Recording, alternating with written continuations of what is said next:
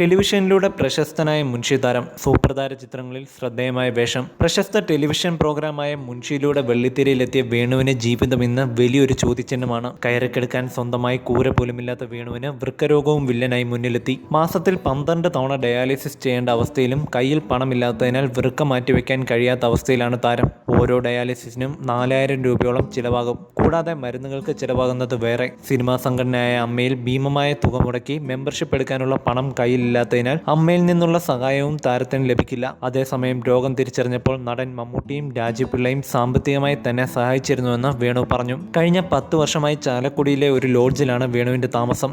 സിനിമയിൽ അവസരങ്ങൾ ഉണ്ടെങ്കിലും ശാരീരികാവശ്യതകൾ കാരണം ഒന്നിനും കഴിയാത്ത അവസ്ഥയാണ്. വൃക്ക മാറ്റിവെക്കാനുള്ള സാമ്പത്തിക സഹായവുമായി ആരെങ്കിലും എത്തുമെന്ന പ്രതീക്ഷയിൽ സുമനസുകളുടെ കാരുണ്യത്തിനായി കാത്തിരിക്കുകയാണ് ഇന്ന് വേണു.